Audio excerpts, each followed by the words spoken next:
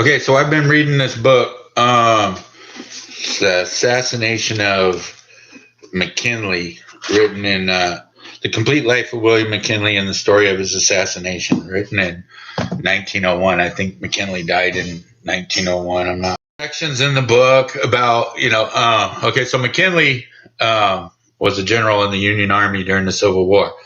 If we go back, I guess basically you could say since Abraham Lincoln was the first Republican president, this is the defining moment that made Democrats Democrats and Republicans Republicans.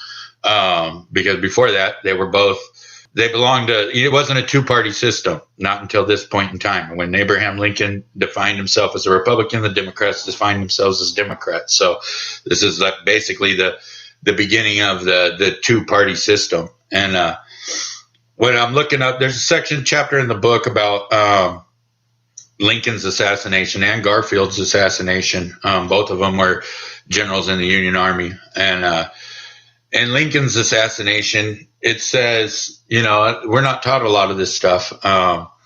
This being written in 1901 by people who were actually there gives a full detailed account of the day's events, how he was handled at the hospital, so on and so forth. But what I found interesting was that 25 people were arrested in connection with the death of Abraham Lincoln. It wasn't a crazy lone gunman. And, I think we've all heard before that the theater owner was involved. But it went so much farther than that. 25 people were arrested. I think a woman was hung over it. But at that moment, it was a month after he assumed his second term with the Democrat vice president. And a few things that I've been putting together that's kind of interesting in this book also, McKinley. Let me go back.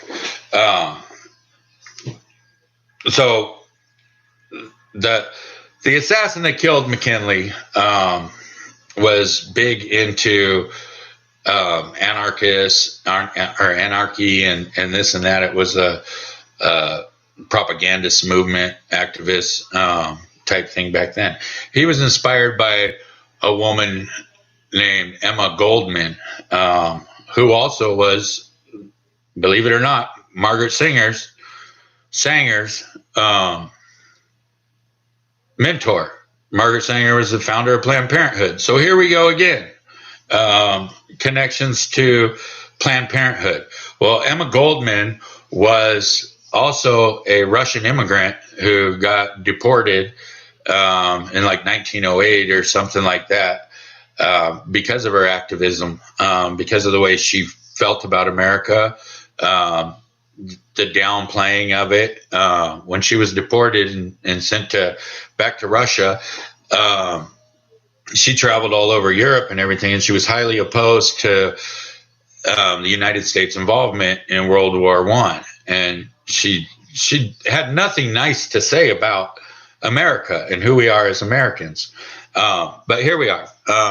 This woman was Margaret Sanger's mentor, the assassin of William McKinley's mentor, and she was Russian.